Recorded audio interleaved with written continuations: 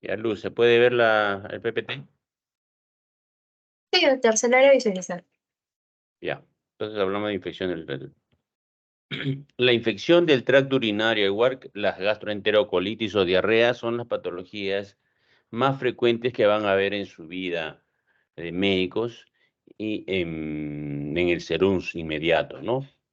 En el internado van a ver también bastante, pero más patologías a veces raras que encuentran en el hospital, pero una vez que salgan a sus SERUMS van a encontrarse con la epidemiología real, que es la parte prehospitalaria, antes del hospital, ¿no? En la comunidad.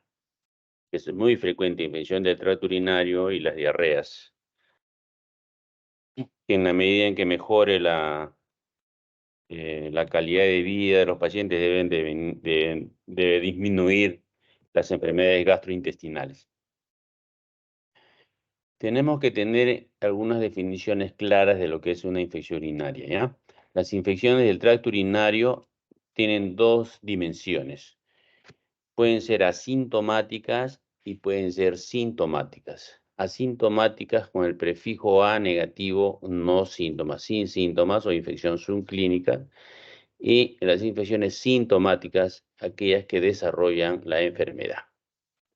La OMS dice que nosotros aproximadamente un tercio de la población mundial está con una infección de tuberculosis a nivel mundial, ¿no? Aquí somos 2, 4, 6, 8, yo 9. O sea, 3 de nosotros tienen infección por tuberculosis. ¿Qué dice Sofía? ¿Crees o no crees que 3 de nosotros estamos con infección de tuberculosis, según la OMS?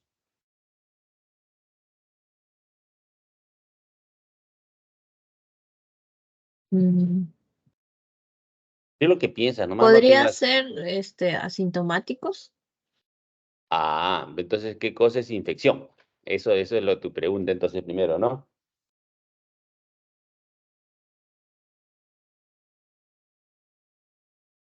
¿Qué dices, Luz? Somos aquí 9. 3 tienen infección con tuberculosis, según la OMS. Cuando presentan infección, pues probablemente puede ser, como dijo el compañero, asintomático, ¿no? Como también pueden Muy ser bien, sintomáticos. está bien, está bien. Ese es, ¿no? Entonces, la infección ya significa que tienes ahí el germen, que está en estado silente, está hibernando como el osito, y no se manifiesta porque hay un equilibrio entre el sistema inmunológico y estos gérmenes, ¿no? Un ratito.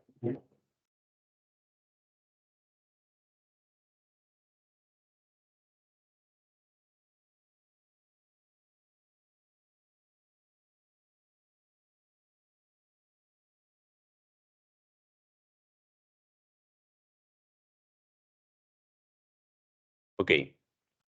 Entonces, efectivamente, podemos estar infectados, pero no tenemos ninguna manifestación clínica. Entonces, por eso es siempre mantenernos en un estado inmunológico, tener un estado inmunológico adecuado. Hay estados en la vida que nos bajan las defensas, ¿ya? Y esos son los que van a generar el afloramiento de algunas infecciones y ustedes tienen que tener en consideración. Por ejemplo, los pacientes que están en estado depresivo, se dice que bajan sus defensas. ¿Será por el mismo estado depresivo o que también los mismos pacientes ya no se alimentan bien, disminuye, hay una especie de autoeliminación, ¿no? En la depresión, un suicidio solapado, digamos, ¿no? Entonces, baja la defensa y estos pacientes pueden hacer infecciones. En pacientes oncológicos también bajan las defensas. Entonces, son presa de infecciones, peor si tienen quimioterapia. Pacientes que tienen en los diabéticos, pacientes gestantes también bajan sus defensas. Un producto, un embrión o un feto es un cuerpo extraño genéticamente es un cuerpo extraño para la mamá, porque no es su material genético, no es idénticamente, es idéntico, ¿no? En sus 46 cromosomas. tiene mitad de papá y mitad de mamá y por consiguiente es otro ser genéticamente diferente. Entonces, hay un rechazo, como un hígado de un hermano, hígado del papá, es familiar, es su papá, está bien, pero no son genéticamente. Entonces, hay rechazo. Entonces, el organismo, en la gestante, por ese mecanismo, baja sus defensas para evitar el rechazo del bebé.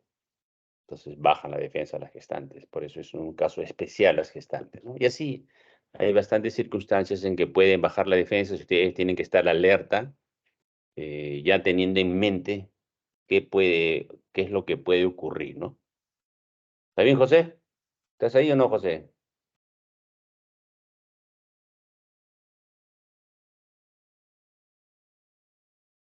Ahí está, José. Muy bien. Entonces, uno siempre tiene que estar alerta, ¿ya? Cuando ustedes entren a sala de operaciones, por ejemplo, y ustedes están viendo que el cirujano va a ser lo primero que va a hacer, va a cortar, ya está limpio la pared y va a hacer el corte de piel. Ustedes no van a esperar que el cirujano le diga, pásame el bisturí. Ustedes ya están con el bisturí en la mano, saca la mano y ¡pah!, se lo pasan el bisturí. Si ven que está sangrando, ya le están pasando ya la gasa. Si está abriendo y ustedes están viendo que va a ligar el apéndice, por ejemplo, va a necesitar un hilo, ya le pasaron el hilo.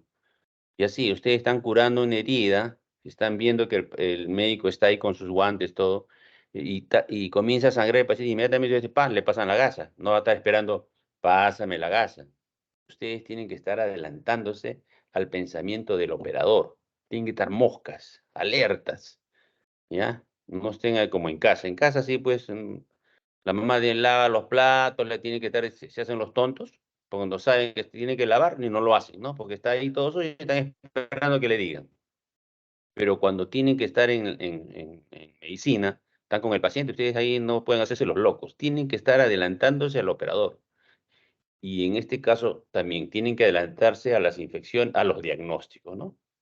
Quienes tienen baja de defensa son potencialmente van a tener infección urinaria, ustedes tienen que adelantarse a eso, estar alerta, moscas.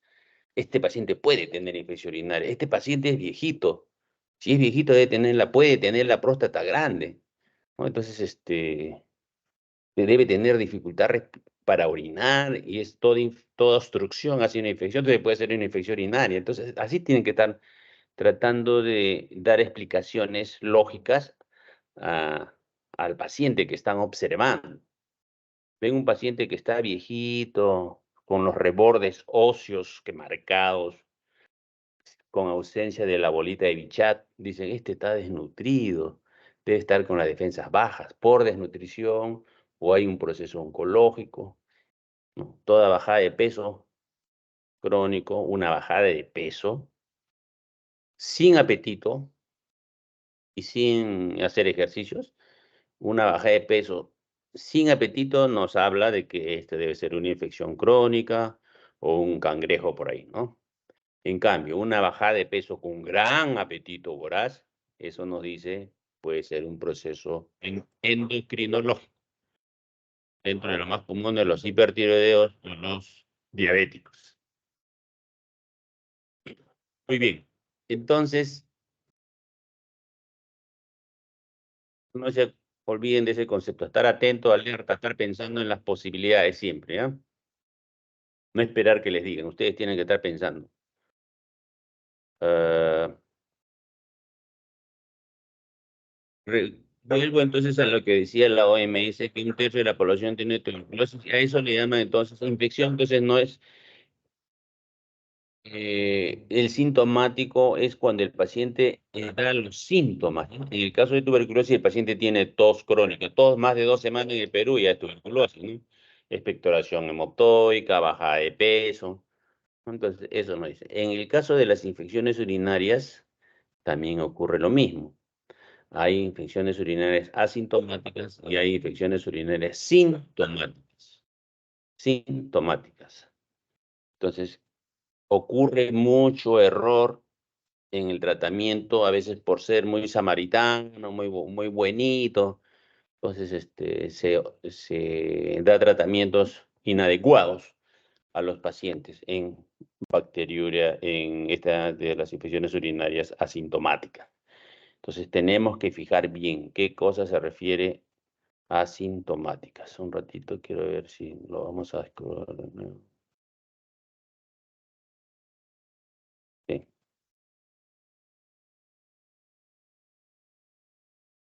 Ok.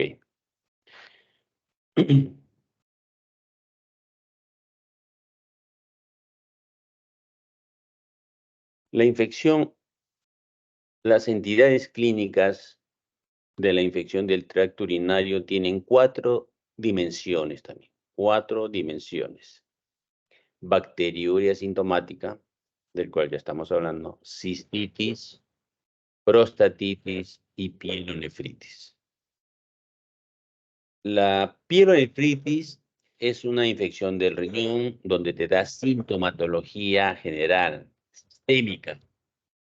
La bacteriuria asintomática, la cistitis y la prostatitis te da sintomatología local. ¿Ya? Especialmente la cistitis y la prostatitis te van a dar un síndrome miccional agudo. No te da mucha patología sistémica. Y me digo a síntomas sistémicos a fiebre, básicamente, ¿no? Fiebre, malestar general, decaimiento, un síndrome general.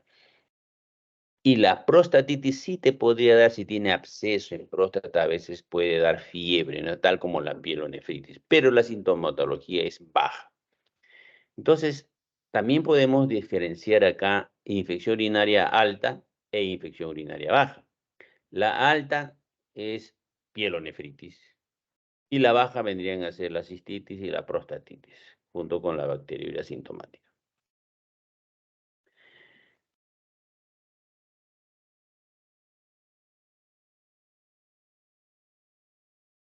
¿Cuáles son las infecciones urinarias?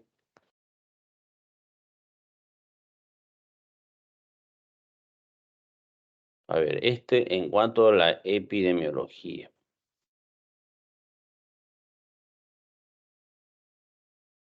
Y voy a dedicar un poquito a la bacteriuria sintomática. Les voy a explicar lo que es bacteriuria sintomática para que lo tengan claro.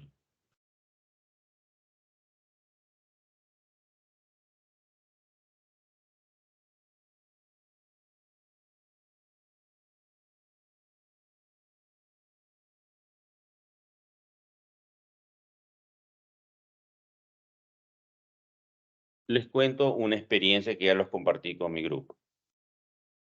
Había un pueblo en la selva, un niño fue mordido por por una, por una víbora, ¿no? Una culebra.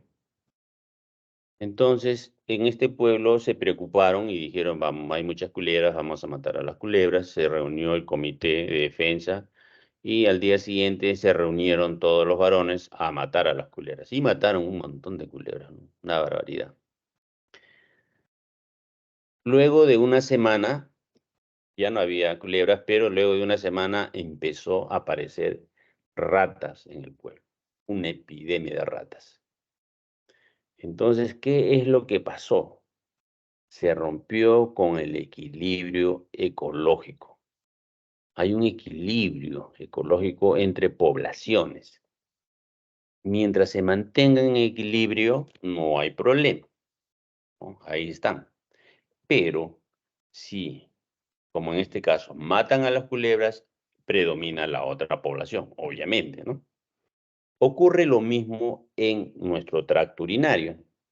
Tenemos bacterias buenas, bacterias malas, igual en el tubo, en el aparato digestivo.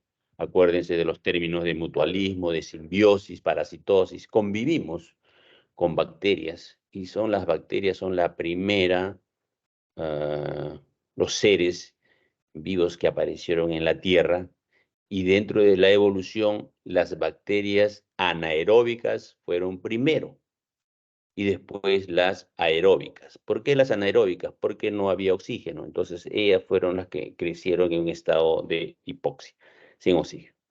Luego ya aparecieron las bacterias anaerobias, etcétera, etcétera.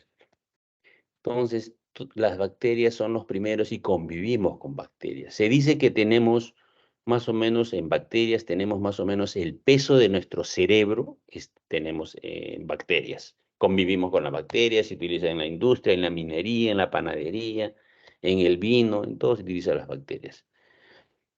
Y nosotros también tenemos nuestras bacterias pues, en el tubo digestivo que nos permite, nos facilita la digestión. Tenemos en el aparato urinario, tenemos en el aparato respiratorio. Respiramos bacterias. Estornuda un paciente, estamos respirando sus bacterias. Por eso que las infecciones intrahospitalarias son más severas, ¿no? Porque estamos respirando bacterias de pacientes enfermos, de bacterias patológicas. Muy bien. Entonces, estas bacterias viven en un equilibrio. Nuestra piel me dice que en nuestra huella digital, cada uno tiene una huella digital en cuanto a bacterias, cada uno tiene un tipo de bacterias. Cada centímetro, cada milímetro de piel está lleno de bacterias. Y los besos entonces son transmisión o compartir bacterias, claro, dependiendo de dónde sea el beso, ¿no? Entonces, nuestro tracto urinario tiene bacterias que están en equilibrio. Exactamente el tercio externo de la uretra es el que tiene más bacterias. Y por eso cuando ponen una sonda vesical se lleva las bacterias del tercio externo hacia la vejiga y puede hacer daño. Es un factor de riesgo para hacer infección urinaria. ¿Qué pasa cuando un paciente tiene una bacteriuria asintomática? Viene un paciente con ACV, tiene una hemorragia y el interno dice, le hace sus análisis y por ahí de casualidad le pedimos un examen de orina por si acaso. O viene un paciente que tiene un infarto, dentro de las bacterias le pide todo y por ahí le saca un análisis de sangre, un análisis de orina porque hace un año tuvo una infección urinaria y le pide un examen de orina. Cuando el paciente ha venido por un infarto cardíaco o un infarto cerebral. El paciente no tiene ningún síntoma urinario y en el examen de orina le sale patológico. Y le hacen cultivo y también sale positivo. Entonces la pregunta es, ¿le damos tratamiento o no le damos tratamiento? Con el concepto previo que le he dado de las culebras, del equilibrio ecológico. ¿Qué dice Catherine?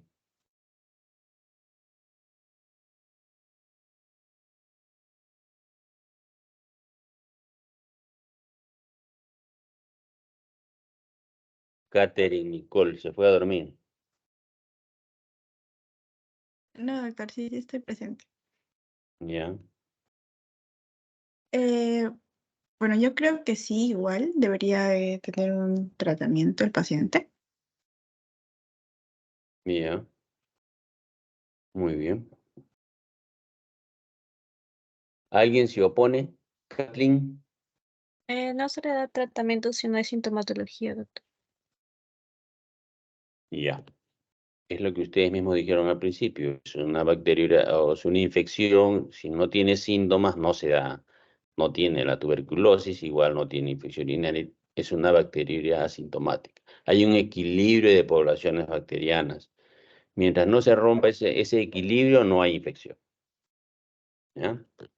Entonces, un paciente al cual le pidas un examen de orina que no tiene sintomatología, tú le pides un examen de orina, ¿para qué le pides si no tiene síntomas? Igual, aunque si saliera positivo, no le vas a dar tratamiento antibiótico, porque la bacteriuria asintomática no se trata con antibióticos. Entonces, con ese concepto, ¿para qué le pido un análisis de sangre si sé que si me sale positivo, no le voy a dar tratamiento porque es asintomático desde el punto de vista urinario? Entonces, en mi anamnesis debo estar bien claro si tiene o no tiene sintomatología urinaria. ¿Y cuál es la sintomatología urinaria? El síndrome miccional agudo es uno, que es disuria, polalquiuria, tenesmo vesical, urgencia miccional. Y la otra sintomatología urinaria, que es la que te da el alto, la pielonefritis, que es fiebre y dolor lumbar, un síndrome doloroso y un síndrome febril.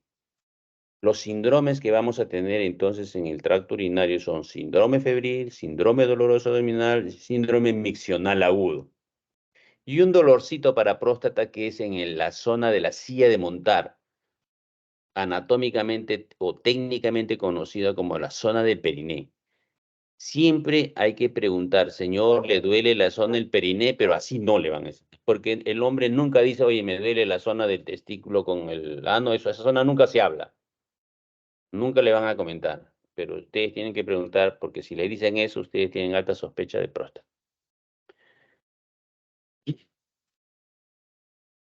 Seguimos entonces. Ya. Para cerrar bacteriuria sintomática, le cuento una experiencia. Mi madre está con un tratamiento, tiene una talla vesical. ¿Qué es una talla vesical? Es una sonda colocada en la región suprapúbica dirigida hacia la vejiga y por ahí orina. ¿Por qué le colocaron? Porque no podía orinar. Había una obstrucción urinaria por un CA de uretra. Patología rara. El oncólogo dice, está yendo bien, sus análisis están bien, sus marcadores están bien, pero que lo vea medicina por si acaso para ver si no hay infección urinaria, porque está con la sonda, porque está con tratamiento inmunosupresor o recibió. Pero nosotros sabemos ya que del hecho de tener su sonda genera infección. Pero el paciente no manifiesta sintomatología, buen apetito, no hay fiebre, no hay dolor, el cuadro es el mismo. Entonces, si tuviese infección, debería ser una bacteriuria sintomática, ¿ya? Entonces, al paciente, obviamente yo no lo llevé, porque si lo llevaba le iban a pedir análisis, si encontraban positivo, le iban a dar antibiótico, etc. Así ocurre también a nosotros, a ustedes también le van a ocurrir. Que ustedes van a ver un paciente y dicen, oye, pero ha salido positivo, ¿no? Pero no tiene síntomas, pero mejor, por si acaso, hay que ser buenito, le damos ya un antibiótico suave, le damos. Suave ese que ustedes que son buenos, en realidad no son tan buenos. Yo creo que es al revés, porque van a romper el equilibrio de las poblaciones bacterianas y van a favorecer el crecimiento de las malas. Así que ese concepto tiene que ser un concepto técnico, no es que por bondad, sí le damos algo suavecito para mejorarlo, no. Solamente vamos a dar tratamiento antibiótico a 2 personas en bacteriuria sintomática, a las gestantes, a las que a la semana 12 se les hace sus controles, porque ya en la semana 12 ya hay el útero ya está comprimiendo la uretra, la vejiga, y entonces puede haber infecciones urinarias, ¿no? Por compresión. Y entonces a las gestantes, a ellas se le hace en esa semana se le hace sus controles mensuales de examen de orina y todo su control gestacional, ¿no? A ellas, si es que encuentran que tiene bacteriuria sintomática, o sea, cultivo positivo, a esas sí se le da antibiótico. ¿Por qué? Porque tienen baja de defensa, ya se los expliqué, porque influye en el crecimiento del bebé, favorece el riesgo de retardo del crecimiento y abortos.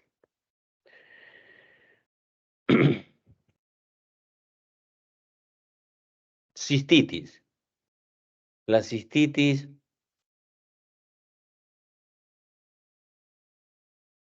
la vejiga es una bolsa, ¿no? En la sierra yo observé cuando era niño que agarraban la vejiga del chancho, lo amarraban y jugaban pelota. Es muy elástico, es un tejido muy elástico, se adapta, se va elongando. Y cuando hay problemas de obstrucción, la vejiga se elonga bastante, distiende las arterias y cuando la descomprimen bruscamente pueden sangrar. Por eso es que cuando ustedes tienen un globo vesical y colocan una sonda, el drenaje debe ser lento, suave. Si hacen descompresión brusca puede haber una hematuria. Suave tiene que ser, poco a poco.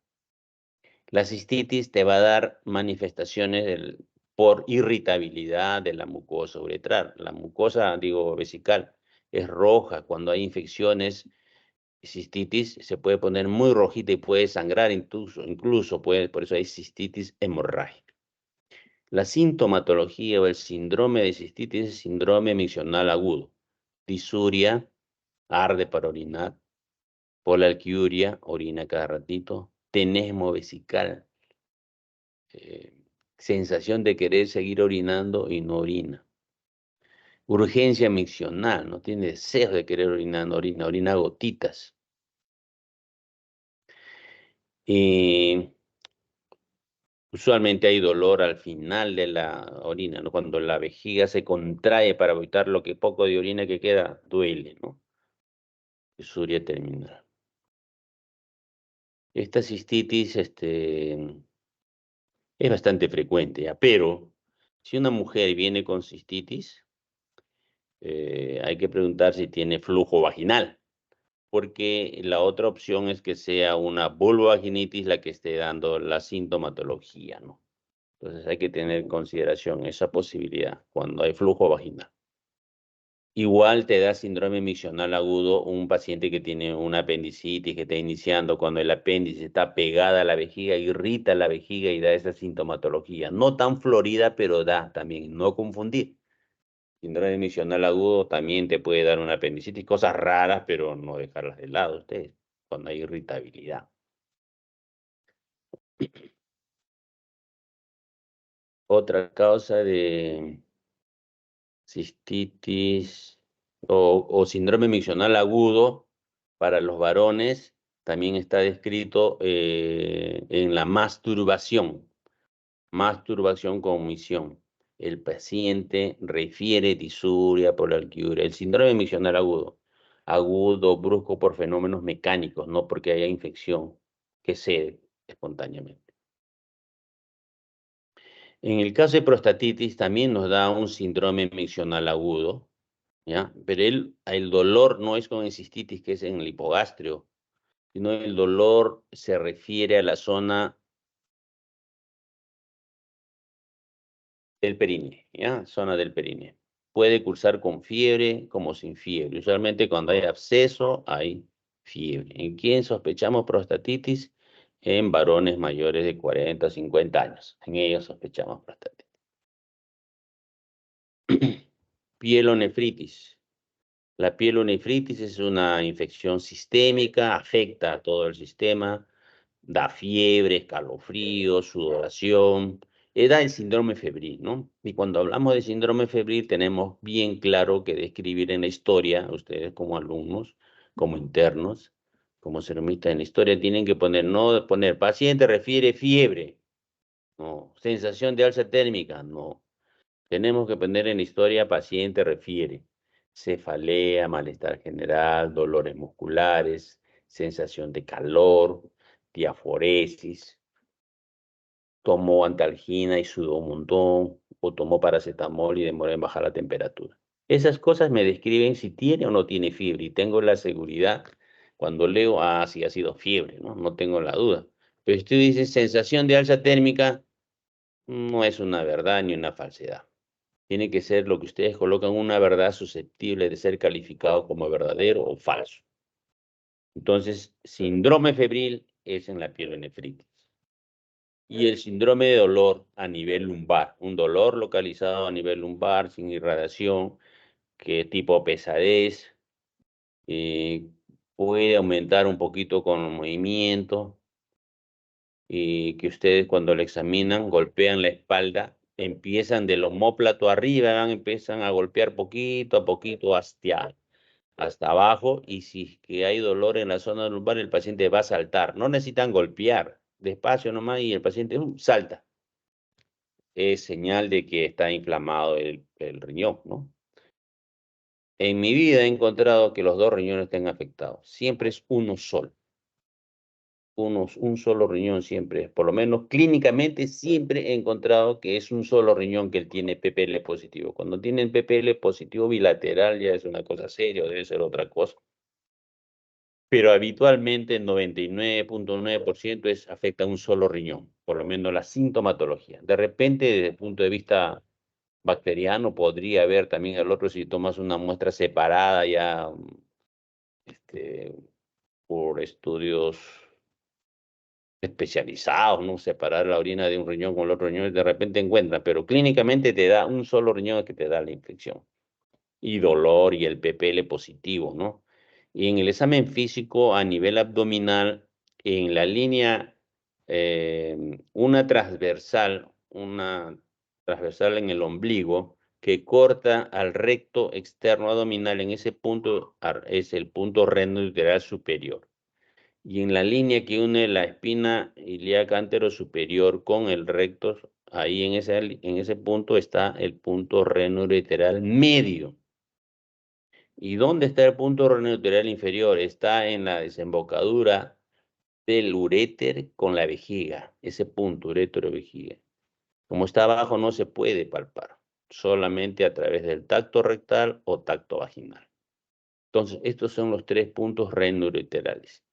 Atención, me acordé de un cálculo. Cuando el cálculo migra, cuando hay un cálculo en el riñón, no duele. Duele cuando el cálculo está en uréter, porque el uréter comienza a contraerse para botarlo o para expulsarlo. ¿Y dónde se queda el uréter? 3 puntos donde el uréter se puede atrapar. Uno es a nivel de la pelvis, porque es como un embudo.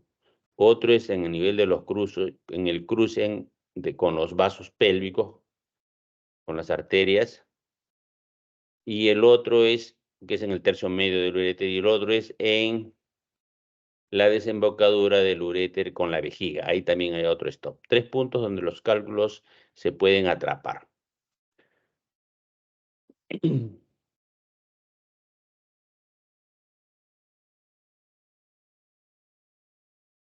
También en estas entidades clínicas, ustedes van a escuchar que ponen algunos médicos, ponen infección urinaria complicada, infección urinaria no complicada.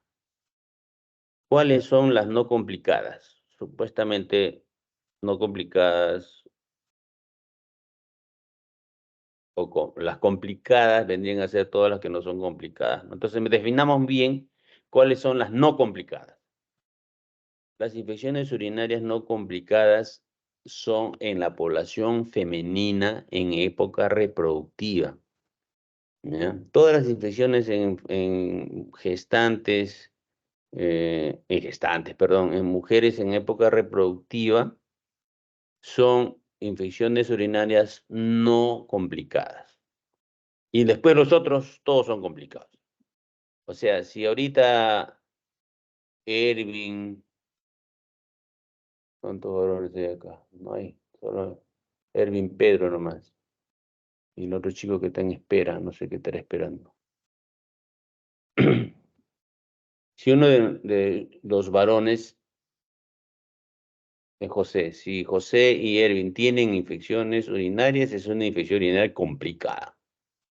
Todas las damas, si tienen infección urinaria, son infecciones urinarias no complicadas. Porque las no complicadas son en mujeres en época reproductiva, esa es la definición. Son no complicadas. Debería ser al revés, ¿no? Porque son muy complicados ustedes. Muy bien. Entonces, todos los demás, no son, ¿quiénes son, son complicados? Los niños, los varones, los viejos. Todos ellos son complicados. Complicados.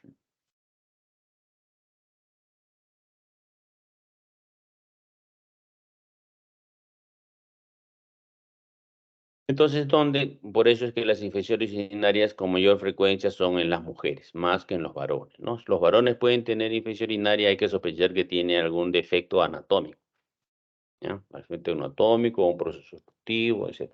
Cálculos. ¿Y por qué las mujeres tienen mayor predisposición a tener infecciones urinarias? El problema es anatómico, uno es la uretra, tiene mucha relación también con la actividad sexual. Se dice que en el estado en la actividad sexual, cuando llegan al clímax, la uretra se retrae en 3 veces su diámetro, se retrae. Entonces, eso también favorece las infecciones urinarias. Por eso es que con actividad sexual, las mujeres tienen mayor predisposición a tener infecciones urinarias, ¿no? También depende mucho de la evolución sexual en la mujer. Si la mayor sensibilidad de las jovencitas iniciales son a nivel clitoridiano y conforme van avanzando en su evolución ya es vaginal. Entonces al inicio por eso que tienen más problemas urinarios, ¿no? Por la el trauma uretral. En el periodo neonatal es más frecuente en varoncitos. ¿Y por qué? Porque tiene más problemas congénitos, ¿no? Se encuentran más problemas congénitos. En los ancianos, ustedes ven un anciano, a sus profesores, dicen que tiene más riesgo de ser infección urinaria por el problema de la próstata, ¿no? Porque la próstata genera obstrucción y toda obstrucción genera infección. Hay algunos factores de riesgos que les comenté al inicio, además de la intervención quirúrgica. Cuando un paciente va a ser cesariada, en el protocolo de algunos hospitales, por ejemplo, yo hice una rotación en el Hospital Materno Infantil San Bartolomé, todo paciente que va a ser cesariada en el mismo momento de esa la operación de que va a ser cesariada, le introducen un catéter. Un catéter en la vejiga para drenar líquido. Tenga o no tenga. También como está con el abdomen gestante, con dolor y las cesáreas son de emergencia, entonces a ellos les colocaban un catéter, así, ojo cerrado. Y si no le colocaban, le daban una gritada al residente, bien rígidos eran. ¿Y por qué? ¿Por qué? ¿Por qué hacen esto? Cero error, decían ellos. Porque ocurre que ya les había pasado, que algunas veces preguntaba en enfermería, ¿ya orinó? Sí, ya orinó, doctor. O al residente, al interno, ¿ya orinó? Antes de la cesárea, ¿ya orinó? Sí, ya orinó, doctor, no se preocupe. O al paciente, señora, ¿orinó usted? Sí, ya oriné. Ah, ya orinó, Entonces hacen la incisión, antes era vertical, ahora hacen más una transversal, suprapúbica, hacen el corte y ¡pac! Abren la vejiga porque no había orinado, porque estaba con la vejiga llena. Entonces, imagínense estar en una cesárea que se abre la vejiga, entonces qué bravo, ¿no? Entonces, para evitarse ese problema, digan lo que digan, que se orinó, no orinó, que se hizo, ya no le crean a la enfermera o a la obstetriz. Entonces, lo que hacen es, así en forma metódica, le colocan su sonda. Y como les dije, el tercio externo de la uretra está contaminada, arrastran gérmenes, entonces pacientes que así sondeados tienen riesgo de hacer infecciones urinarias. Catéter urinario. A veces ponen catéter, sondas y están con el catéter abierto, ¿no? O sea, para que orine. Por ejemplo, a mi madre le pusieron su talla vesical, tenía su bolsa y estaba permanentemente abierto. Entonces, los catéteres urinarios abiertos tienen más riesgo de infección urinaria. Igual que el catéter urinario cerrado. También tiene riesgo. Ni uno ni otro. La inmunosupresión, otro factor de riesgo para hacer infecciones urinarias. Cuando un paciente recibe quimioterapia, se le baja las defensas. Ya desde el punto de vista oncológico, no ya está con la defensa baja, pero cuando le hacen la quimioterapia, al tercer día los leucocitos se bajan pues a 1000, 1500, los neutrófilos bajan de 1000. El tercer día, cuarto día, vómitos. Es un drama. Al tercer, cuarto día comienzan nuestros problemas, estreñimiento.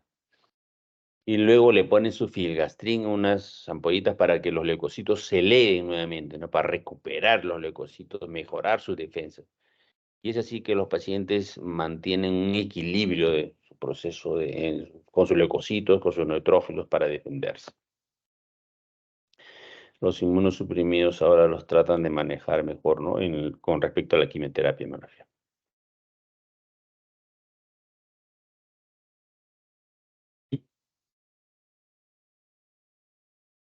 Los factores de riesgo de tipo intrínseco son el coma, paciente pierde, están sondeados de todas maneras, paciente con coma, paciente con insuficiencia renal, tiene mayor riesgo de ser infecciones urinarias, los pacientes diabéticos, miren la proporción, los pacientes con neoplasias, los pacientes con enfermedad pulmonar crónica, son factores de riesgo intrínsecos.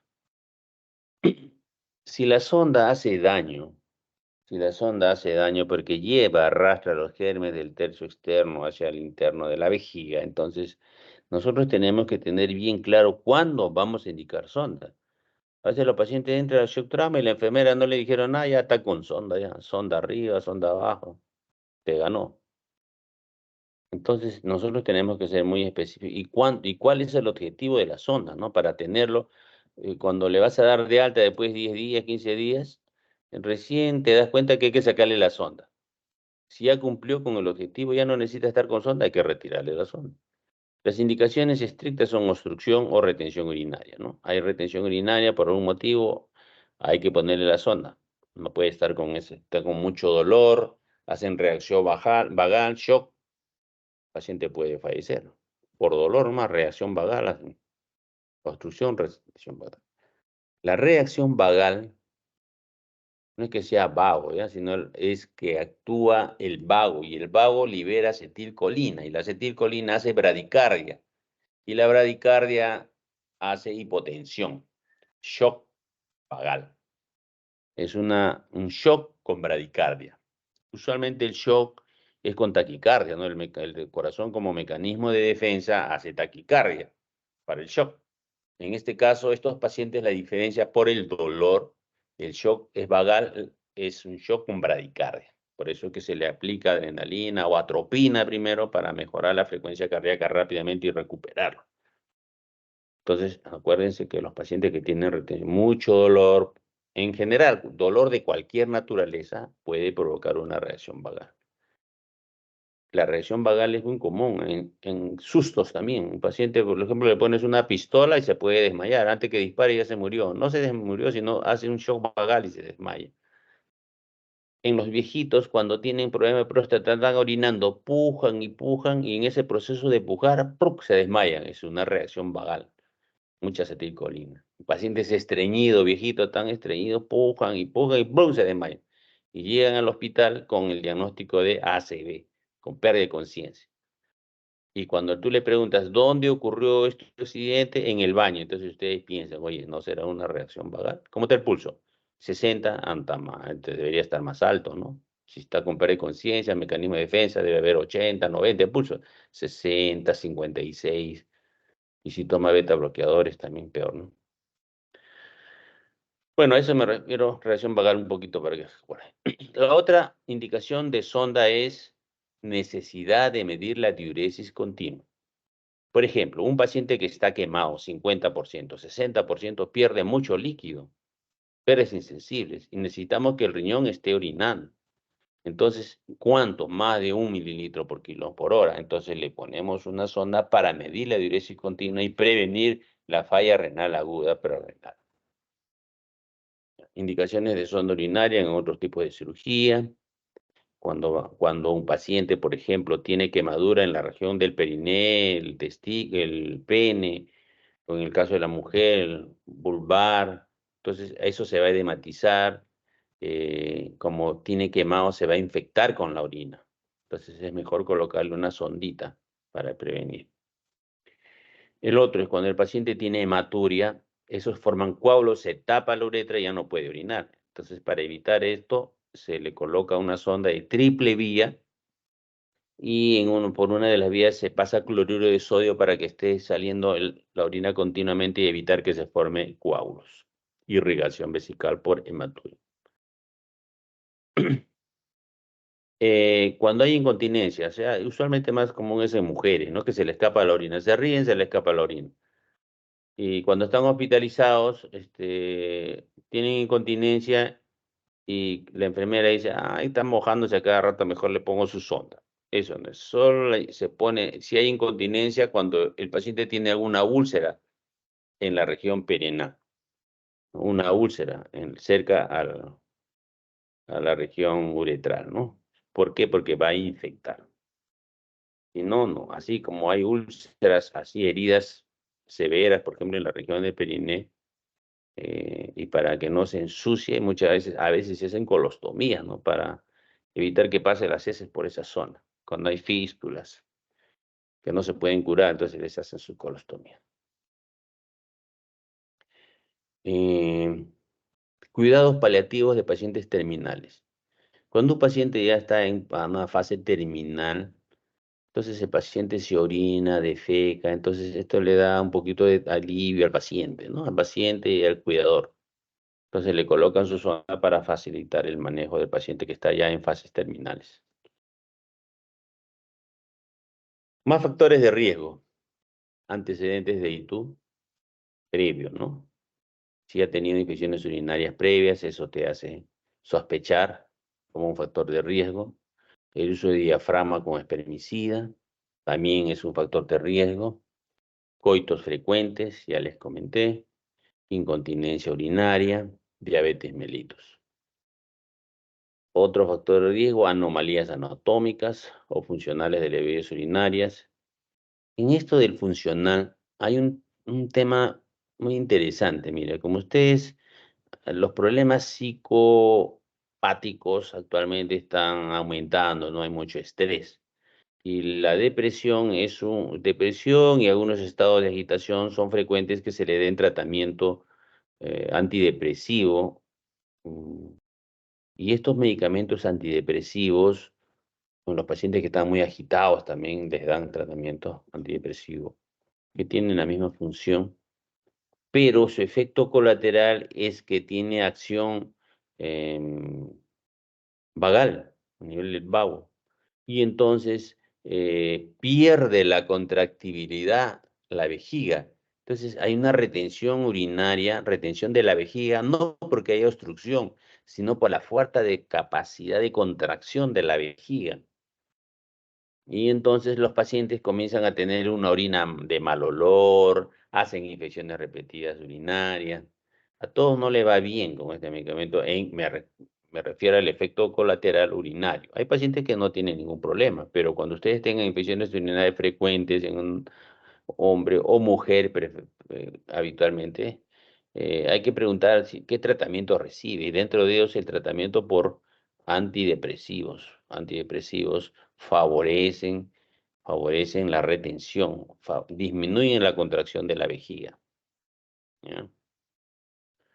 A esto se refiere funcional. El otro, no haber sido circuncidado, favorece el smegma. Y pacientes con micción incompleta, orina incompletamente, ¿no? Bueno, dentro de la etiología, dentro de las bacterias, tenemos bacterias que son, bueno, la mayoría son enterobacterias, ¿no? Enterobacterias quiere decir que vienen del enterón, del intestino, son la gran mayoría, ¿ya? Escherichia coli. En todos los estudios que ustedes vean, revisen estudios de infección urinaria en relación al germen, en cualquier estudio siempre va a ser Escherichia coli. Siempre va a ser Escherichia coli el más frecuente, para ITU no complicada como para ITU complicada. Eso cualquier examen nunca le va, o sea, no hay posibilidad de error. Escherichia coli es el más frecuente, complicado y no complicado. Así que de eso no se vayan a preocupar ustedes cuando les pregunten. Y de ahí vienen todas las otras bacterias dependiendo de dónde lo han adquirido, o sea, si intrahospitalaria o extrahospitalaria, ¿no?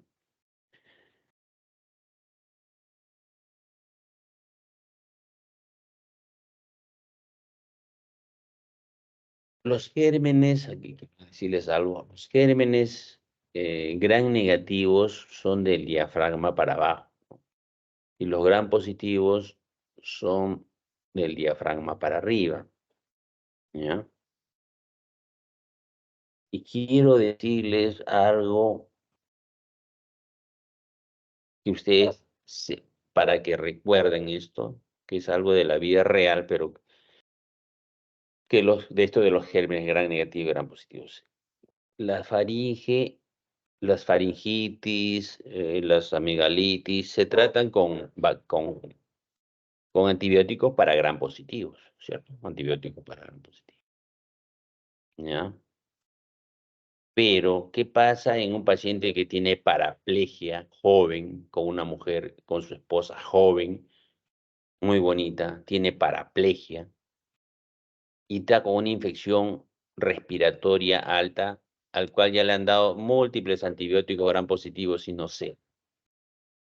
¿Cuál podría ser la explicación, Erwin? ¿Estás ahí o no? Ya se fue el otro colega, el otro joven. No creo que lo sepa, pero les voy a decir yo. Lo que pasa es que ustedes, esto es aplicación de la vida real, ¿no? Para que se acuerden gérmenes gram positivo, gram negativo. El paciente varón que tiene una paraplegia tiene problemas con la erección y su actividad sexual en estos casos de estos tipos de pacientes son actividad oral o cunilingües. Entonces recogen gérmenes gram negativo y por eso sus infecciones respiratorias no ceden con antibióticos gram positivos cuando ha estado recibiendo. Se le cambió a un antibiótico que agarra gram negativo y se curó rápido. Ustedes van a tener, ustedes como médicos tienen que interpretar las cosas que están viendo y irse más allá, un pensamiento holístico, un pensamiento más amplio, no enfocarse simplemente en lo que le dicen. Y el paciente no les va a decir cosas. Ustedes tienen que, por eso dice que el médico, para ser médico, tiene que haber vivido bien para poder entender al ser humano, ¿no? Tiene que tener calle. Y eso no se puede, no necesariamente lo va a hacer ustedes practicando, ¿no? Sino eso lo pueden conseguir a través de la lectura. Este chico, este periodista, Mario Vargas Llosa tiene unos libros de lectura fácil donde habla un poco de la vida de Lima, de la gente de todo nivel, ¿no? Pero el otro es el niño rebelde, ¿cómo se llama?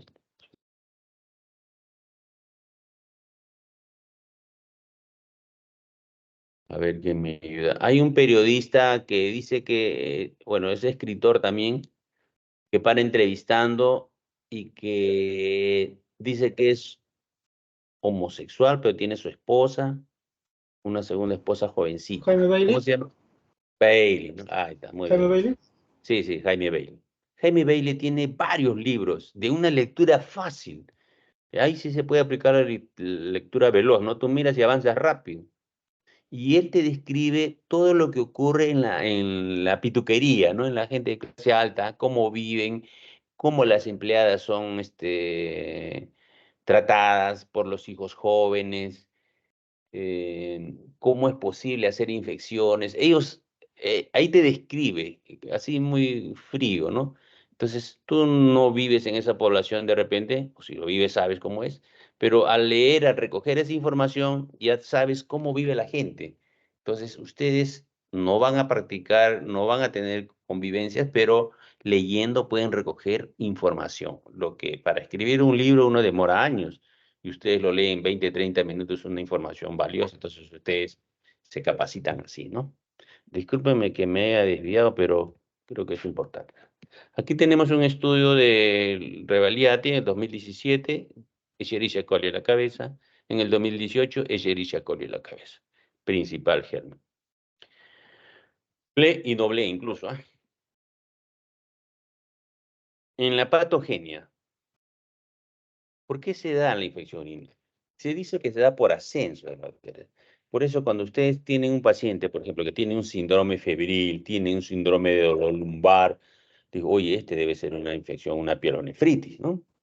Entonces, no está de más, pero señora, usted hace una semana o hace 10 días ha tenido una infección urinaria baja. Ah, sí, doctora, me tomé piridio, me dieron en la farmacia. Tomé piridio, me calmó el dolor, me calmó la molestia. Claro, ahora ya no tiene la infección urinaria baja, sino por ascenso y ahora tiene una pielonefritis, ¿no? O sea, esa es una forma, una explicación de cómo eh, puede darse la infección, la pielonefritis. Cualquier cuerpo extraño que aporta una superficie externa en el tracto urinario, sobre todo las sondas, el cálculo, ¿no? Los cálculos favorecen la infección urinaria. ¿Ya? Los cálculos no son, no hacen daño, ¿ya? Hacen daño. Donde estén obstruidos o donde estén, generan, favorecen el crecimiento bacteriano. El otro mecanismo es a través de la sangre, escaso. Recuerdo yo una vez estuve en el Loaiza, de ahí nos dijeron, vayan a ver un paciente con el residente tercer año de medicina interna, yo era interno, vayan al hospital Hospital Materno Infantil San Bartolomé han pedido una interconsulta. O sea, del Loaiza el internista iba allá al área obstetricia. Iba y llamaban porque había un paciente que tenía un fiebre y no sabían de dónde era. Entonces, solo encontraron de que tenía, bueno, se le encontró que en la piel tenía un absceso solapado, un absceso solapado. Y esa era la explicación de la fiebre, pero encontraban infección urinaria, ¿no? Paralelamente encontraban infección urinaria. Entonces, ¿por qué apareció la infección urinaria? Entonces da la explicación de que el primero fue la infección en la piel, que no había sido curado o tratado de forma oportuna y estaba el absceso ahí. Y después, luego de la piel, apareció en la vía urinaria la infección, ¿no? Pielonefritis, de un foco infeccioso. Cuando le hacen el cultivo, estafilococo, piel, ¿no? No era una enterobacteria. Es otro mecanismo poco común en realidad, poco común. Más es la vía ascendente. Y aquí, para cerrar o para recordar, porque recordar es volver a vivir, la bacteriuria sintomática, no hay manifestaciones locales, no hay manifestaciones sistémicas en las vías urinarias. Se detecta de manera accidental. Cuando alguien pidió, por si acaso, por las puras, pidió un examen de orina, ahí lo detectaron, ¿no? Bueno, usualmente en la mujer gestante sí se pide de rutina y obligatoriamente a partir de la semana 12 su examen de orina y urocultivo. Casi nunca necesito tratamiento. ¿Por qué nunca? Porque solamente les dije en gestantes o en aquellos pacientes que van a recibir una intervención urológica, ¿ya? Por ejemplo, litotripsia. La vez pasada en una clínica muy conocida de San Pablo, les digo, el urólogo dice, vamos a hacer una litotripsia ya. Y previamente no le hace un examen de orina.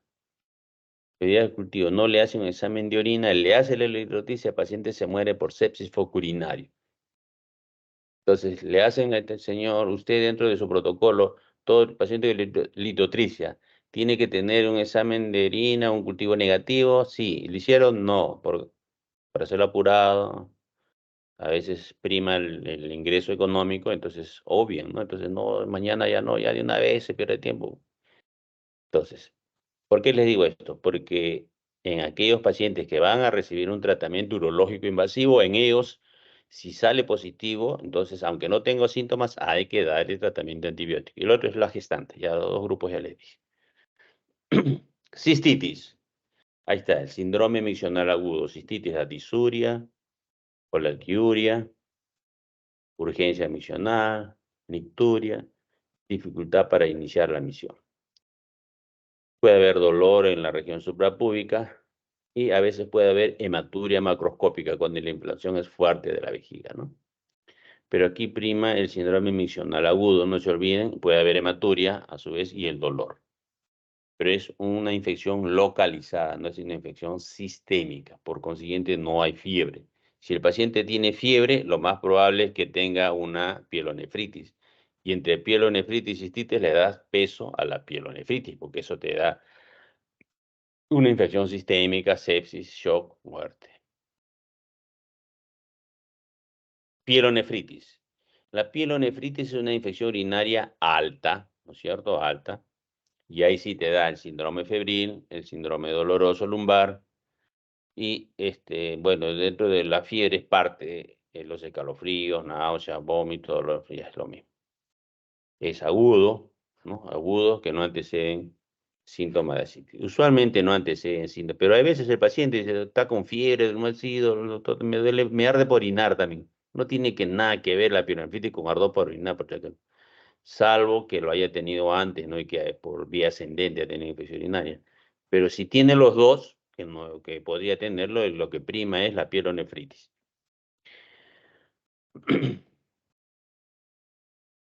En la pielonefritis, ustedes cuando están en una emergencia están mirando, viene una mujer joven con una actitud dolorosa, caminar lento, con los ojos vidriosos, ¿no? O escalofríos, lo primero que piensa es que tiene una pielonefritis. síndrome febril pielonefritis. No van a pensar que tiene disuria por alquila, no. Si es con fiebre, piensen en una mujer joven con fiebre, lo primero que piensa es pielonefritis. Es automático. Si no lo es, no será, pero lo primero que viene a mi mente es pielonefritis.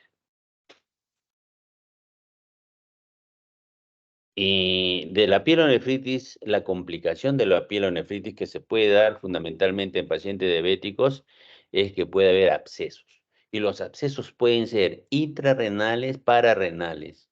Intrarrenales, pararrenales. O sea, o dentro del riñón o fuera del riñón. Ya son abscesos. Pus, ICES, puede complicar con abscesos con aire, enfisematosos. El aire le llaman enfisema cuando el absceso es enfisematoso, o sea, pielonefritis enfisematosa, que dice que aire, la posibilidad son bacterias carnívoras, anaerobias, son más agresivos. Incluso hay protocolos que cuando ya tienen pielonefritis enfisematosa con aire fuera del riñón, ese riñón hay que sacarlo. Ya no sirve ya. Alta posibilidad de muerte. Cuando el absceso, ese enfisematoso, está dentro del riñón, todavía le das chances con tratamiento antibiótico. Pero cuando salió del riñón hacia la periferia, hacia el recto peritoneo, ya mucho riesgo, ¿no? Ahí está la pielonefritis enfisematosa. Se ven casos, a veces de provincia vienen pacientes con pielonefritis, a gases, se ve gases, ¿no? Cuando ustedes ven gas es algo grave, ¿eh? Es peligroso. Algunas veces ha habido, por ejemplo, fracturas o ven heridas fuertes y está con infección, fiebre y sospechan de que haya gas, así te le toman una radiografía y en la radiografía te sale el gas. O si presionas y crepita, se hunde como burbujas, eso hay que tener cuidado, hay que drenarlo, se abre para que el oxígeno no mate, porque son bacterias anaerobias. La otra es la pielonefritis granulomatosa, que es una degeneración del riñón por infecciones frecuentes y el tejido se va llenando, cambia su aspecto histológico normal con infiltrados de macrófagos, se llena de líquido, etc., ¿no? Es una parte de infecciones crónicas que el riñón se degenera, ¿no? Prostatitis, patognomónico de los jóvenes adultos.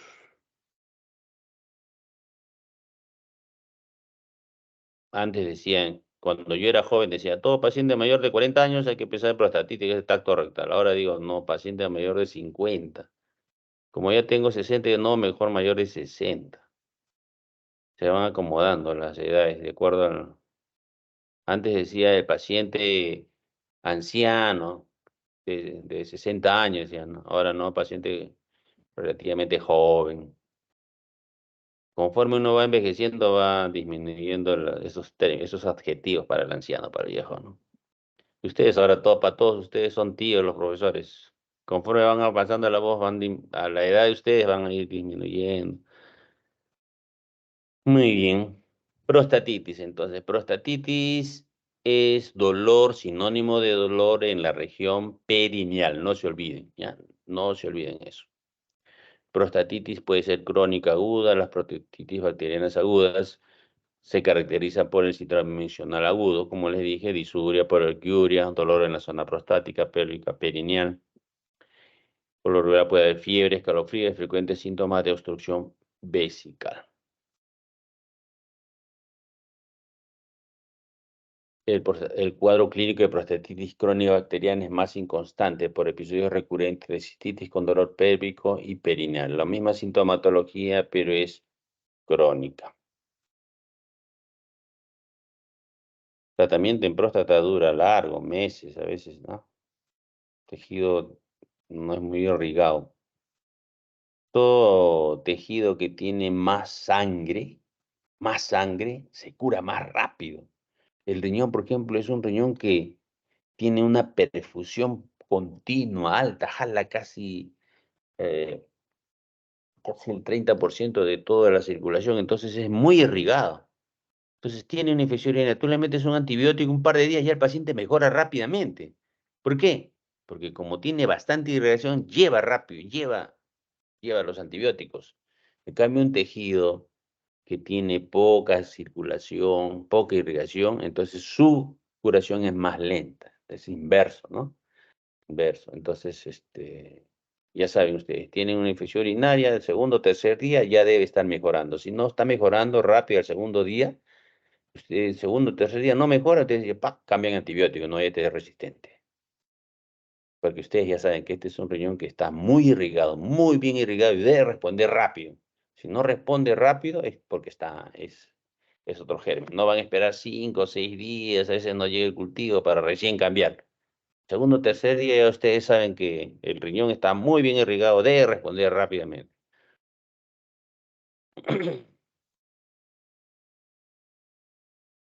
Ya saben que las situaciones complicadas son en todas las mujeres, perdón, en todos aquellos, el grupo que no son mujeres en edad puerpertil, más fácil creo es. Situación complicada, cuadritud, episodio sintomática, cistitis o peritonitis en un varón o mujer con predisposición anatómica a la infección, cuerpo extraño en vías urinarias, factores que predisponen a respuesta tardía. Estas son las situaciones complicadas. O sea, son todos aquellos que no encajan en el grupo que le digo de mujeres en época fértil. El diagnóstico de una infección urinaria es relativamente fácil, ¿no? Porque en la semiología tenemos el síndrome miccional agudo para abajo y para arriba tenemos el síndrome febril y el síndrome de dolor lumbar. Es rápido. Y después, como sabemos que las mujeres son más frecuentes, las mujeres. Y en viejos, los que son, bueno, los pacientes mayores tienen más riesgo de infección urinaria por el crecimiento de la próstata. Son dos grupos frecuentes, ¿no? Por eso que es fácil de hacer. Ustedes rápido. Todos los días van a estar viendo infección urinaria.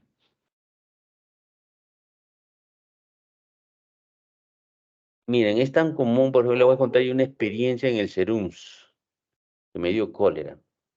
¿Por qué? Porque una paciente tenía un síndrome febril, tenía un síndrome doloroso, mujer de 45 años, es una infección urinaria.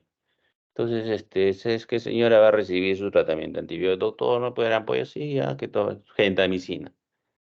Gentamicina 160, 1, 2, dolores con PPL positivo. Entonces, pero como el serumista es chibolo y se no le creen y se va al día siguiente, ya se va a otra ciudad y en la otra ciudad lo ve un médico que es cirujano. Entonces lo ve, entonces le dice, ¿sabe qué? Tu fiebre, entonces usted tiene una hernia, eso es lo que está provocando, ¿ya? Y una hernia para que te dé fiebre. Ojo, una hernia para que te dé fiebre tiene que estar complicada. Y si está complicada, te da dando un síndrome de obstrucción. Vómitos, no comes, ¿no? Ausencia de eliminación de flatos. Entonces, eso te da. Y eso no tenía el paciente. Entonces, no, esa fiebre es por la hernia, hay que operarla. Entonces ya el paciente tenía dinero, entonces ya que lo operen, pues lo operaron. Pero paralelo a la operación le daba el antibiótico para la infección urinaria. Y entonces cuando el cirujano ganó su dinero por la cirugía, que era privado, y paralelo terminó su tratamiento 7 días de antibiótico. Y después el señor me viene y me dice, pues el hijo, me dice, doctor, mi mamá en realidad tenía una hernia, por eso era. Y le expliqué, pues, ¿no? La hernia de cuántos años era, cuántos años la hernia no aparece de la noche a la mañana. Y la complica, para que se complique la hernia con fiebre porque ya está inflamado, podría haber sufrimiento intestinal, o sea, el intestino se necrosa, y no tenían, y le han seguido el tratamiento. Si era hernia nomás, ¿para qué le siguieron con antibiótico entonces? Bueno, como él me reclamó, yo tuve que decirle, pues eso, explicarle, ¿no? La clínica. Y ya medio que se quedó así dudoso, ya que le habrá dicho al cirujano, ya, ¿para qué también es antiético, no? O no sé si lo habrá hecho voluntario o involuntariamente, pero no me parece que un cirujano se da cuenta pues, cuando está complicado una hernia, ¿no? Así que esas cosas pueden sufrirlas ustedes también, atención. En las historias hay que escribir bien los síndromes que tiene el paciente para que no las vayan a sorprender. Entonces, en la anamnesis ya les dije, creo, la base de la disuria, poliaquiuria, ausencia de secreción vaginal, ¿ya? En la mujer no embarazada, 96% de probabilidad de ITU, ausencia de secreción vaginal. Estudio de orina, tira colorimétrica, análisis cultivo. Solo las enterobacterias, atención, solo las enterobacterias te dan el nitrato en nitrito. Y en el examen de orina vas a tener nitritos. Casi el 90% tiene nitritos en los exámenes de orina cuando son patológicos, ¿ya? Cuando no lo tienen, dice, oye, no es una enterobacteria entonces. Y en ese caso, el estudio es de la estereasa leucocitaria. La estereasa leucocitaria es un metabolito de los leucocitos, significa que cuando está presente hay muchos leucocitos en la vía urinaria que están respondiendo en defensa a una población bacteriana que está creciendo, ¿no? La estereasa leucocitaria nos agarra todo, tanto gram negativos o enterobacterias y no enterobacterias.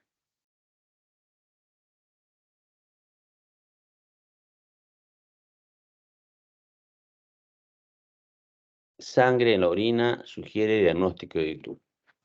Acuérdense que la sangre, cuando la hematuria, el glóbulo rojo puede ser bonito o feo, ¿ya? O dismórfico. Cuando es dismórfico, ese hematíe es del glomérulo. Cuando no es dismórfico, es del resto del aparato urinario.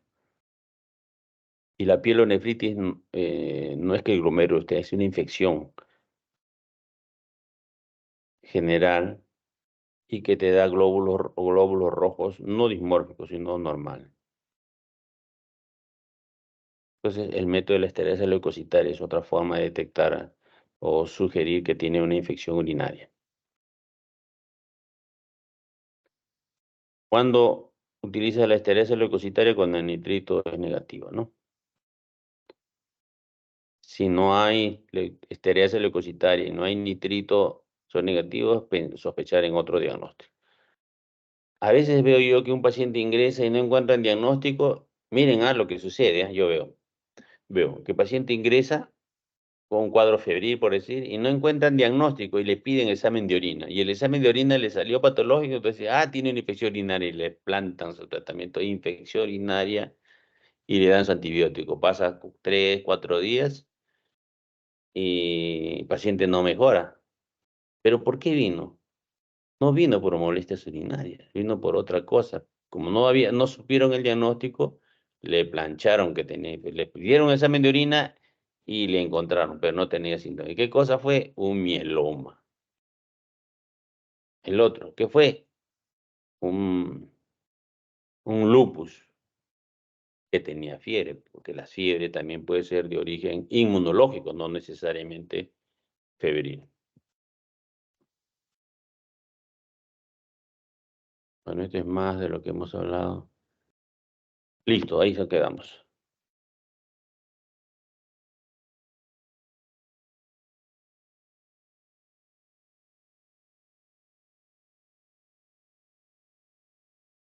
Cinco minutos para que tomen su agüita y empezamos con el otro tema. ¿Está bien, Luz? Sí, doctor, está bien.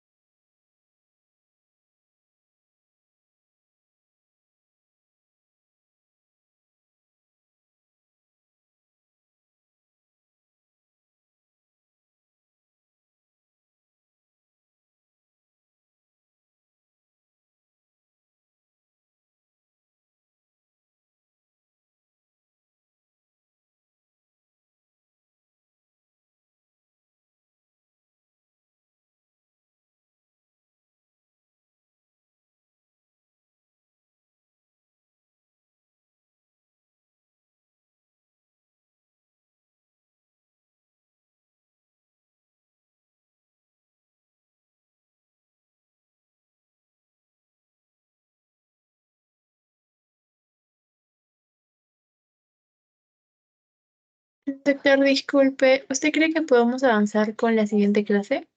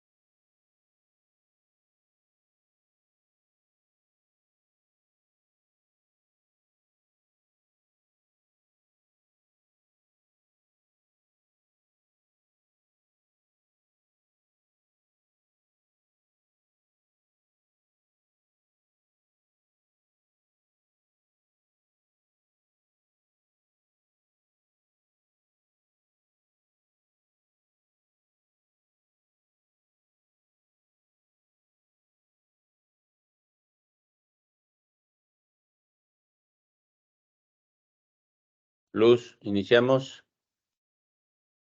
Sí, doctor. Listo, nefropatía lúpica. En realidad la nefropatía, el lupus eritematoso sistémico, tal como su nombre lo dice, es una enfermedad sistémica que afecta a muchos órganos. Pero cuando este lupus afecta el riñón, ya es señal de que el paciente se va a deteriorar, ¿no? La mortalidad aumenta. Los primeros 4 o 5 años usualmente no hay muchos problemas, luego se van complicando, ¿ya? Entonces vamos a hacer algunas definiciones, principalmente que el lupus es una enfermedad autoinmune, ¿ya? Es una enfermedad inmunológica. Como tal puede dar fiebre, por si acaso. La fiebre puede ser de origen inmunológico, puede ser de origen oncológico y puede ser de origen infeccioso, ¿ya? No toda fiebre es infeccioso, por si acaso. ¿Y qué te afecta? Órganos, tejidos, células, por autoanticuerpos. Se forma autoanticuerpos y complejos inmunes. Entonces, cuando afecta el riñón, ya es señal de que hay una mayor morbilidad y progresión a una falla renal con apoyo de diálisis. Nefropatía lúpica. Cuando decimos que un paciente tiene nefropatía lúpica, atención, cuando la proteinuria en 24 horas es mayor de 500, cuando tiene un sedimento urinario activo y cuando la creatinina sérica es mayor de 1.5. ¿Qué es sedimento urinario activo? Eso tienen que tenerlo presente. Vamos a ir avanzando. No se olviden de ese tema del sedimento urinario activo, ¿ya? Entonces, la nefropatía lúpica ya viene a ser una complicación grave del lupus eritematoso sistémico, ¿ya? Hay depósitos de complejos inmunocirculantes. Estos complejos activan el complemento, por eso estos pacientes tienen hipocomplementemia, hay infiltración leucocitaria, activación de factores procoagulantes, activan diversas citoquinas inflamatorias. Entonces, hay formación in situ de complejos circulantes que se adhieren a los antígenos del riñón, provocando una falla renal. Dentro de la fisiopatología hay 4 factores importantes. Hay factores que pueden ser modificables y hay factores que no van a ser modificables, ¿ya?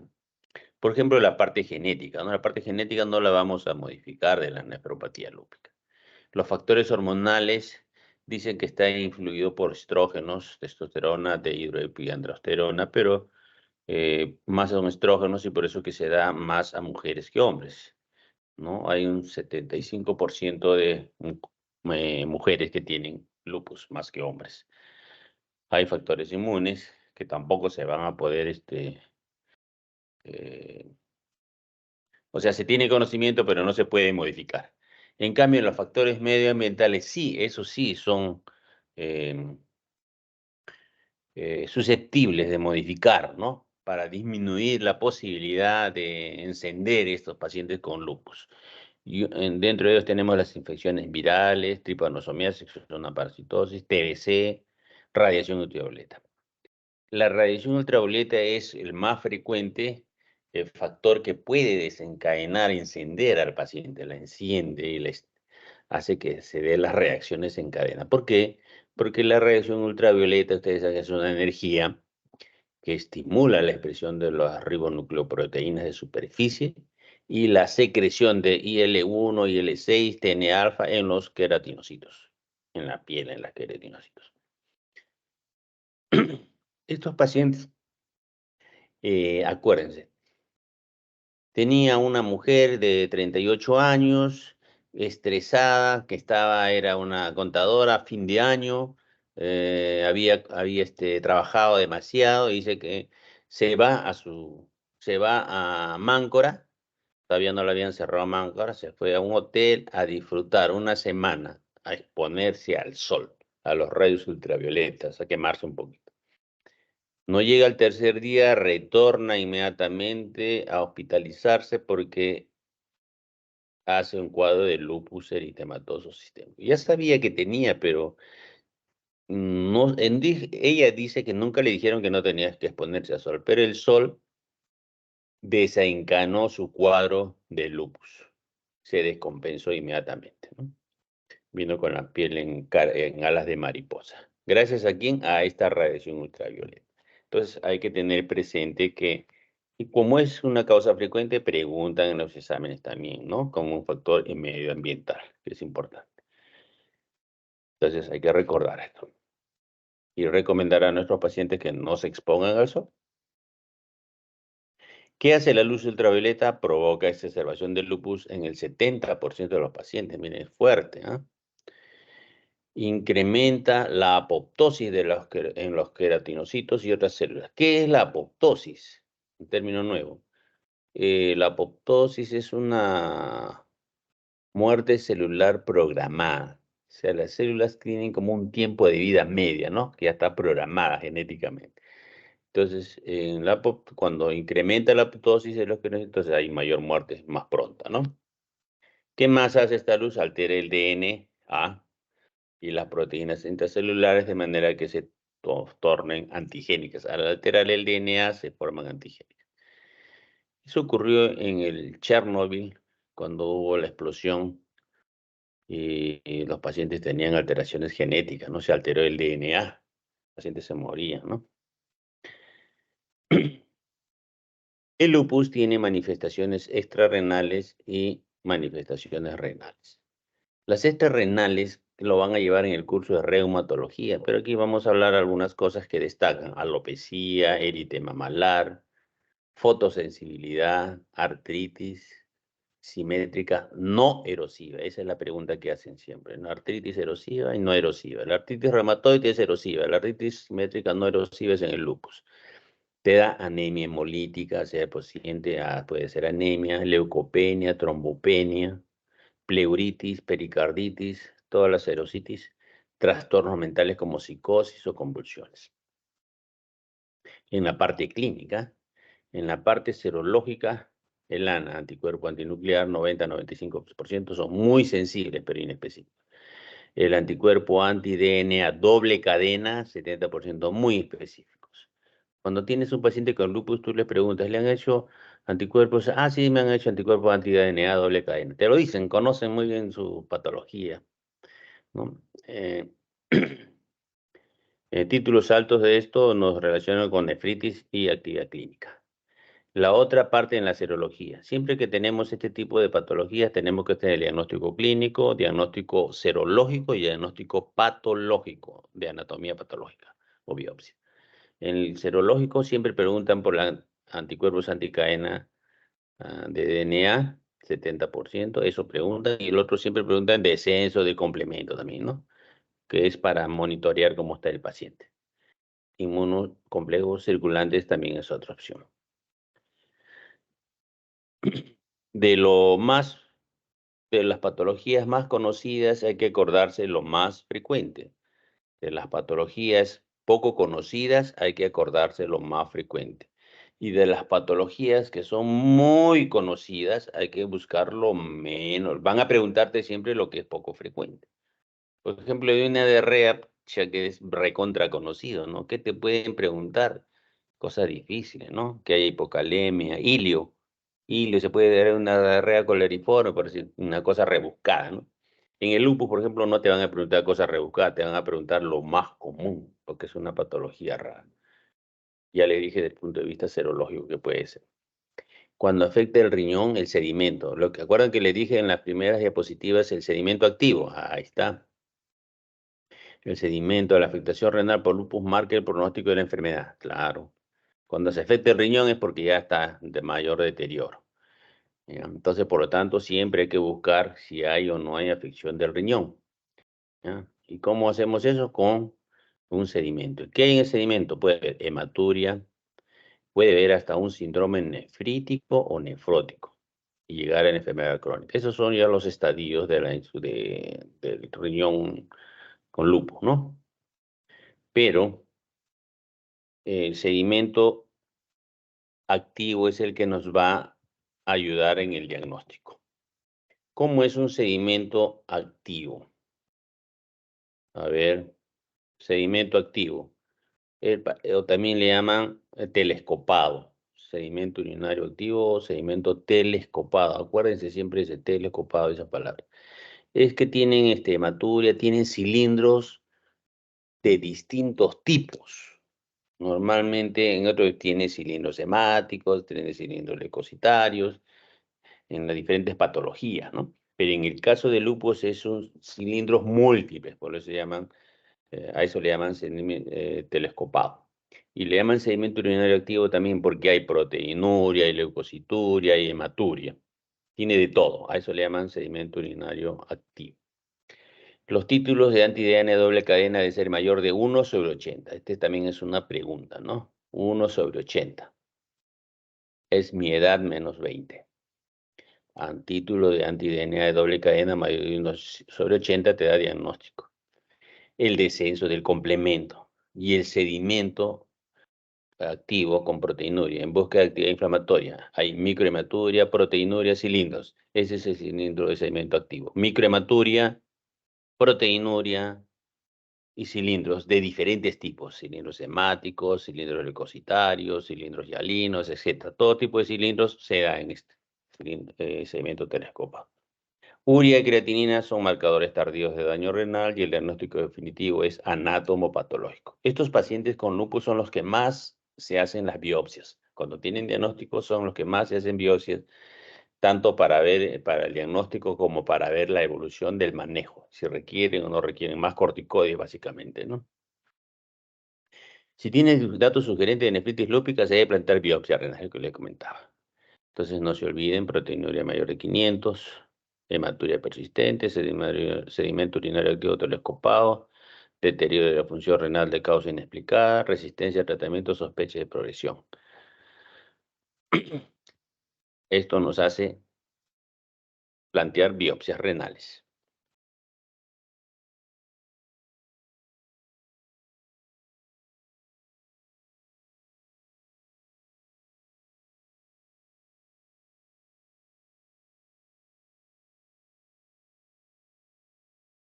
Regresé, creo. Y ahora nos vamos a ir, un ratito, nos vamos a ir. Imagínense ustedes, vamos a hacer un viaje por el hospital y hay un montón de pacientes, ¿no? Hay un montón de pacientes, pero vamos a seleccionar a un grupo de pacientes que tienen lupus. ¿Ya? Ustedes están en su práctica, para encontrar un paciente con lupus es difícil, ¿no? Pero vamos a encontrar aquí un grupo de pacientes con lupus para estudiar sus características. ¿Ya? Imagínense, están en su práctica y vamos a ver ese grupo, cuáles son las características del lupus para recordarnos, ¿no? Para recordarnos de la teoría, digamos. Entonces, primero que es un grupo predominantemente de mujeres en el lupus, ¿ve? Puras mujeres, predominantemente de mujeres. Lupus, ¿ya? En este estudio vamos a encontrar 14 mujeres, 14 personas con nefropatía lúpica. ¿Ya? 14 mujeres, es un estudio de Colombia. 14 pacientes con nefropatía lúpica. De las 14 mujeres, el promedio de edad fue 38 más menos 17. Casi por ahí están las mujeres en edad fértil también, miren, ¿ah? 8 menos 7, 1, 3 menos 1, 2, desde los 21 años hasta 8 más 7, 15, 4, 3 más 1, 4, 55 años. Hasta los 55. Ese es el promedio de edad, 38 más menos 17. Ese es el promedio de edad que se presenta el lupus. Un paciente que tiene 70, 80 años, le diagnostica el lupus, está más alejado. No diría que no es, pero está más alejado. No está dentro del rango. Lo más frecuente estamos viendo. El sexo, miren, en este estudio, este estudio para este grupo, 85% fueron mujeres. Entonces ya no se van a olvidar ustedes que es más frecuente la edad 38 más o menos 17, que el sexo predominantemente es mujer. Mujer. Dentro de la raza, mira. Dentro de la raza, más frecuente es mestizo para nosotros, los cholos. Los afros, los negros tienen menos posibilidad. Comorbilidades asociadas que se pueden encontrar en los pacientes: hipotiroidismo, hipertensión esencial, hipertensión secundaria. La hipertensión esencial en general es más o menos 90% de causa. No se sabe la causa, es esencial o hereditaria. Y la secundaria es el 10%, ¿no? Cuando hablamos de hipertensión arterial secundaria es porque tenemos que encontrarle una causa que no sea la esencial o genética. Y dentro de ella están pues la de causa renal, la de causa cardíaca, la de causa endocrina y las misceláneas. También encontramos una relación con la diabetes mellitus, trombosis venosa, artritis reumatoide, síndrome de anticuerpos antifosfolipídicos. Pero el más frecuente fue hipotiroidismo e hipertensión. Después, en este grupo de 14 pacientes, ¿qué se encontró dentro de los síntomas que tuvieron? ¿Cuáles son los síntomas más frecuentes? El más frecuente fue sinovitis. Sinovitis es sinónimo de artritis, ya por si acaso. Entonces, ¿cuál es el síntoma más frecuente? Artritis. Artritis. 78% de este grupo tuvo artritis. O sea, cuando tengo un paciente con lupus, lo más probable es que me va a manifestar dolores de articulación o inflamación de la articulación. El otro síntoma más frecuente, en segundo, es el lupus cutáneo agudo. ¿Ya? Ese es eritema facial, alas de mariposa.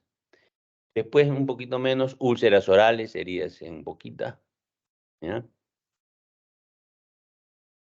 Junto con pleuritis, van los dos de la mano. Úlceras orales y pleuritis van de la mano. La pleuritis se caracteriza porque es inflamación de la pleura y cuando inicia te da un dolor torácico, tipo hincada. A medida que va aumentando la inflamación, roza las pleuras y duele. Pero cuando se llena de líquido, se separan las pleuras y ya deja de doler. Esa es la historia, ¿no? Empieza con todo un dolor tipo hincada, luego me desapareció. Entonces le sospechas ahí, le escultas, hay disminución, no pasa el murmullo, probablemente tengo ya un derrame pleural, por eso que ya no le duele. Y en el proceso de reabsorción, cuando otra vez se va aspirando o reabsorbiendo el líquido y otra vez llegan a chocar las pleuras, otra vez que duele un poquito. Pero obviamente que ya disminuyó la inflamación, ¿no? Pero así es la evolución de un derrame pleural, ¿ya? Lo otro es la pericarditis, un poco menos frecuente, alopecia o pérdida de cabello, leucopenia, trombopenia, convulsiones y anemia hemolítica. Entonces, en un grupo de pacientes de lupus, lo que más vamos a encontrar son artritis, eritema facial, úlceras cerebrales y pleuritis.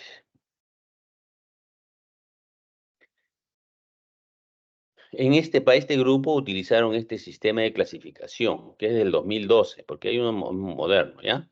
Para este grupo de estudio utilizaron esto. Y ahí miren lo que tienen en total, los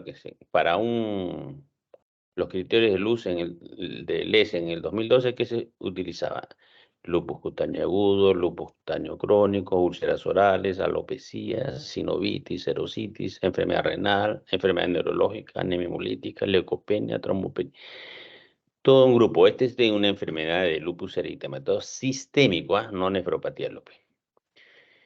Y los inmunológicos: ANA, anti-DNA, anti-SM, antifosfolipídicos, hipocomplementemia, COMS directo. Todos los estudios inmunológicos.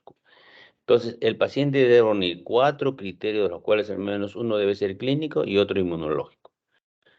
Presentar nefritis lúpica demostrada mediante biopsia en presencia de ANA o anti-DNAs. Este de aquí es un cuadrito del 2012 que utilizaron para este estudio. Miren, en cuanto al eritema facial y la artritis, que son los síntomas más frecuentes, esa forma de alas de mariposa que tienen estos dos pacientes y la artritis. ¿ya? La artritis. Dentro de las variables de laboratorio, tenemos pacientes, el grupo tenía creatinina de 1.09 más menos 0.5. No estuvo tan elevado. Y la urea, el BUN, 18.9 más menos 9.9. La hemoglobina, 12 más menos 1.5. Proteinuria, dijimos que era 500, más de 500, ¿no? En este caso su promedio era 1575 más menos 1171. Tasa de filtrado glomerular 84 más menos 38. El estadio de insuficiencia renal, según la tasa de filtrado glomerular, el más frecuente era el grado 1 y 2. El grado de insuficiencia renal 1 y 2 eran los más frecuentes que se observó. Esta es la clase del grado de histopatología de la nefropatía lúpica. El más frecuente es el de clase 4, ¿no? Ahora lo vamos a ver. Cuando hacemos la clasificación de nefritis lúpica, miren, la nefritis lúpica ocurre en el 50% de pacientes con lupus, con LES, lupus eritematoso sistémico. Y el criterio es persistente proteinuria mayor de 0,5, que eso es equivalente a 3 cruces en el examen de orina, ¿ya? Proteinuria 3 cruces es equivalente a 0.5 gramos. El otro criterio de nefritis lúpica es cilindros celulares, de todo tipo, hemáticos, de hemoglobina, granulares, tubulares, renales, mixtos. Y el otro, y el sedimento urinario, ¿no? Sedimento urinario activo, hematuria, proteinuria, los cilindros, todo eso se le llaman sedimento urinario activo. En cuanto a la clasificación del tipo de nefritis lúpica, es del 1 al 6. Las dos primeras son mesangiales. Agarran primero el mesangio, que es mínimo y proliferativo. Mínimo o proliferativo. Mínimo o proliferativo. Y en el 3 y 4 es también lo mismo, focal y difuso. Ya es glomerulonefritis proliferativa, focal y difusa. Focal es algo semejante a mínimo y difusa algo parecido a proliferativo, ¿no? Para recordarnos. 1 es a 3 como 2 es a 4. Entonces, para que se acuerden, porque ahí no van a estar con estas tablas en un examen, se acordarán pues que el tipo 1 es mensajial mínimo, el tipo 2 será mensajial proliferativo. Y el tipo 3 será glomerulonefritis proliferativa focal, el 4 será difusa, el mismo pero difuso. El 5 ya es membranosa. Si es membranoso, me acuerdo de que cuando se afecta la membrana da síndrome nefrótico, ¿no? Sí, efectivamente, este es el único que da síndrome. Cuando está afectado el tipo 5 te va a dar un síndrome nefrótico. Los otros te dan nefríticos y primero silentes, sin molestias, microhematuria, nefrítico, nefrótico. Y el tipo 6 ya es esclerosado, ya está en falla renal crónica, bueno, a diálisis. Entonces, no se olviden de que en nefritis lúpica podemos tener síndrome nefrítico y síndrome nefrótico. Siempre el tratamiento es básicamente con corticoides, ¿no? Cuando tiene mesangial mínimo, por ejemplo, 5% no requieren muchas veces antiinflamatorios, ¿no? Solo preventivos.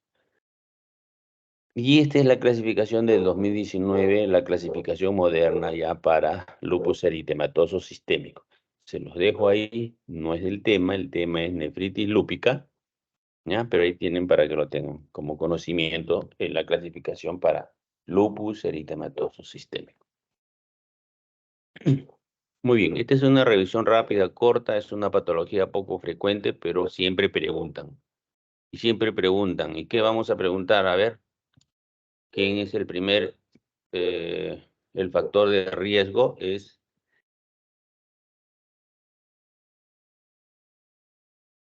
factor de riesgo ambiental, ¿no? Los rayos ultravioletas. El diagnóstico es proteinuria mayor de 500, sedimento urinario activo, creatinina, son preguntas que se deben de hacer, definitivamente. ¿Qué otra cosa debemos recordar siempre? El uso ultravioleta, que activan la apoptosis, alteran el DNA. ¿Qué otras cosas más son interesantes?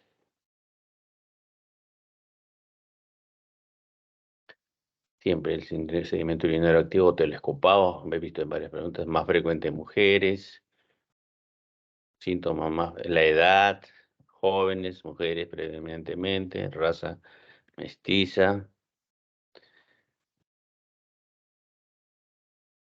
síntomas más frecuentes, sinovitis o artritis, lupus cutáneo, más frecuente, artritis, lupus cutáneo. Mirando la foto se acordarán si hay alguna pregunta. El estadio más frecuente es 1 y 2.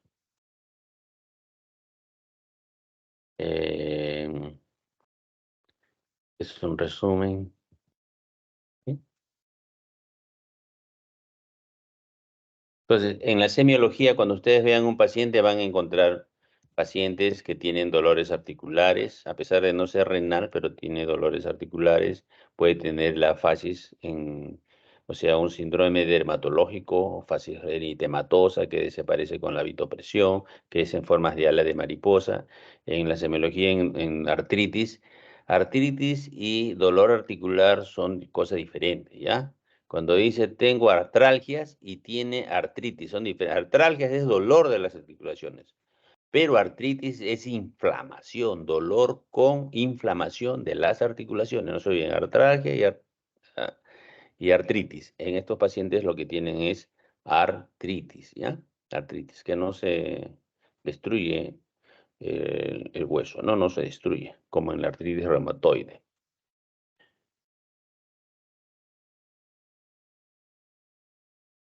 Sé que les estaba hablando. Ya. Creo que ahí nos quedamos. Te envío la diapositiva, Luz. Sí, Descansen. doctor. De Acuérdense estas lo que dos le he dicho. clases y del anterior también, doctor, por favor. Ay, ya. Ahorita te la envío, antes que me olvide. Muy bien, chicos. Den una repasadita. Todo lo que se ha dicho es lo más sencillo y ya ustedes pueden ampliar después más. Muy buenas noches. Gracias, doctor. Hasta luego. Ya, Buenas noches. chao. Gracias, doctor. Buenas noches.